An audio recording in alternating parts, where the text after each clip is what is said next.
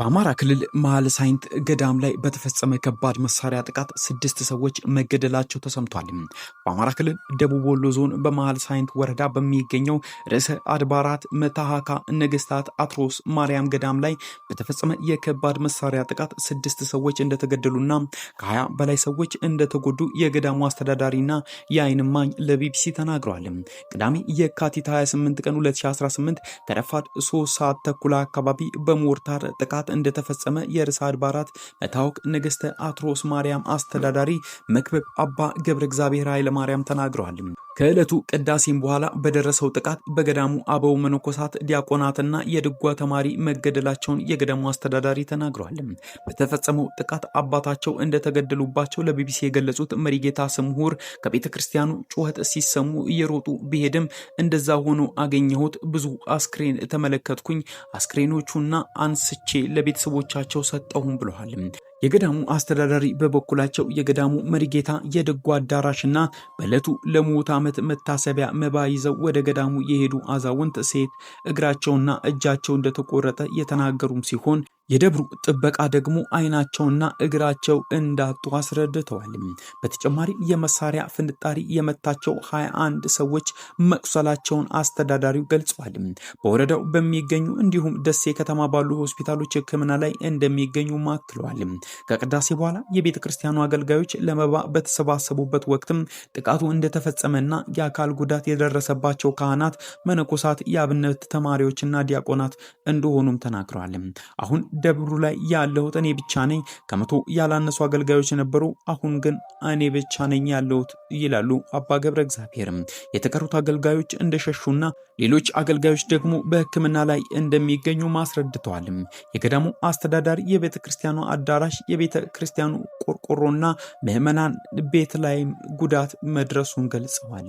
ቢቢሲ ያነጋገራቸው የአካባቢው ነዋሪና የዓይን እማኝ በጥቃቱ ከተገደሉት አንደኛው የባለቤታቸው አባት መሆናቸውንም ገልጸው ከቅዳሴ በኋላ ከጓሜዳ ወደ አትሮስ በተተኮሰ ሞርታር የ6 ሰዎች ሕይወት አልፏል፣ 28 ሰዎች ላይም ከባድ ጉዳት ደርሷል ብለዋል። በጥቃቱ ሳቢያ የአካል ጉዳት ከደረሰባቸው ሰዎች ግማሾቹ እጃቸው ተቆርጦ፣ ግማሾቹ እግራቸው ተቆርጦ፣ ሌሎቹ አይናቸው ጠፍቶ ሲሉ ማክለዋል። በመካከላቸው ወደ 10 የሚጠጉ ሰዎች የደረሱባቸው መጠነኛ ጉዳት እንደሆነም ገልጸዋል። የተገደሉ ሰዎች አካላቸው ላይ ከፍተኛ ጉዳት ደርሶባቸው ስለነበርም ይሄ እከሌ ነው በማለት እንኳን እንዳልተቻለ የዓይን እማኙ ያስረዳሉ። የገዳሙ አስተዳዳሪ ሬሳቸውን ለየብቻ ከፋፍለን እየለቀምን ነው ያነሳ ነው፣ ሙሉ አካላቸውን አላገኘንም ብለዋል። እዚህ አካባቢ ያሉ ታጣቂዎች እንደዚህ ያለ መሳሪያ የላቸውም፣ ሊኖራቸውም አይችልም ያሉት የዓይን እማኝ ጥቃቱ በአካባቢው በሚገኙ የጸጥታ ኃይል ሳይፈጸም እንዳልቀረም ተናግሯል። የፋኖ ታጣቂዎችና የመንግስት ኃይል በሚንቀሳቀሱበት በዚህ አካባቢ ቢቢሲ ጥቃቱ በማን እንደተፈጸመ በገለልተኛ ለማረጋገጥ የሚችልበት እድል የለውም። ስለተፈጸመው ጥቃት ከክልሉም እንዲሁም ከፌዴራል መንግስት በኩል እስካሁን በይፋ የተባለ ነገር የለም። የኢትዮጵያ ኦርቶዶክስ ተዋሕዶ ቤተክርስቲያን በደቡብ ወሎ ዞን በሚገኙ ገዳማ ላይ ስለደረሰው ጉዳትና በሰዎች ሞት በተመለከተ እስካሁን በይፋ የሰጠችው ምንም አይነት መረጃም የለም። ቢቢሲ ከደቡብ ወሎ ዞን አስተዳዳሪዎች ምላሽ ለማግኘት ያደረገው ጥረት ስልካቸው ባለመነሳቱ እንዳልተሳካለትም ጽፏል። ጥቃቱ የተፈጸመበት የመሃል ሳይንት ወረዳ በአጅባር ወረዳና በመካነ ሰላም ወረዳ መካከል የሚገኝም ሲሆን ከባድ መሳሪያ የተተኮሰው ከአጅባር ዝቅ ብሎ በሚገኝ ጓሜዳ እንደሆነም የዓይን እማኞች ገልጸዋል። የመከላከያ ሰራዊት በአካባቢው በሚገኝ ጅምር ሆስፒታልና አጅባር በሚገኝ ሙያና ቴክኒክ ተጠግቶ እንደሚገኙም የተናገሩት የዓይን እማኙ ከአጅባር ወጥተው ዝቅ ብሎ ባለው ጓሜዳ የገጠር ቀበሌ ሆነው ሲያስወነጭፉት ነው የተተኮሰው ብለዋል። የገዳሙ አስተዳዳሪ የጦር መሳሪያው የወረዳው ከአጅባር ነው በማለትም ገልጸዋል። ጥቃቱ ሲፈጸም በቦታው የነበሩት የገዳሙ አስተዳዳሪ መክበብ አባ ገብረ እግዚአብሔር 3 ተወርውረው አንደኛው ከኛ በታች አምባ ስራ አረፈ፣ ሁለተኛው አልፎ ሄደ፣ ሶስተኛው ደብሩ ላይ አረፈ ብለዋል። ከተገደሉት መካከልም የሶስቱ የቅብር ስነ ስርዓት የካቲት 29 ቀን 2018 እዚያው ገዳሙ ውስጥ ተከናውኗል።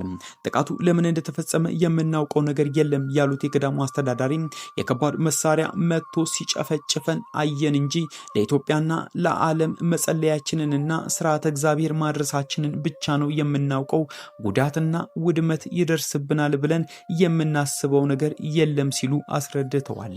የዓይን እማኝ በበኩላቸው ገዳሙ በደን የተከበበ በመሆኑ ጫካ ውስጥ ታጣቂዎች ይኖራሉ በሚል ሆን ተብሎ ነው ብዬ ነው የምገምተው ይላሉ።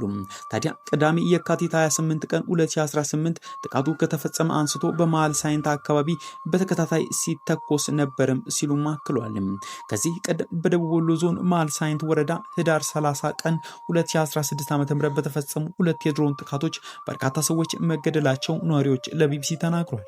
ታዲያ በዞኑ ልዩ ስማቸው መሳለሚያና ዋሻ በተባሉ አካባቢዎች ላይም በተፈጸሙ የድሮን ጥቃቶች የተገደሉ ሰዎች በተመለከተ ትክክለኛ አሃዝ ለማወቅ ባይቻልም የሟቾች ቁጥር 40 እንደሚደርስ ቢቢሲ ያነጋገራቸው 5 የአካባቢ ነዋሪዎች ገልጸውም ነበር።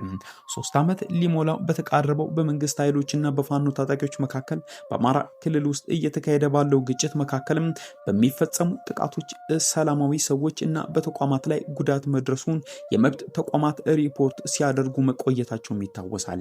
በእምነት ቦታዎች ላይ እንዲሁ ያለ ጥቃት ሲፈጸም እምብዛም ተሰምቶ የማያውቅም ሲሆን በመሃል ሳይንት በሚገኙ ቤተክርስቲያን ላይ የተፈጸሙ የከባድ መሳሪያ ጥቃት ያልተጠበቀና አሰቃቂ መሆኑን ቢቢሲ ያነጋገራቸው 5 የዓይን እማኝም ገልጸዋል።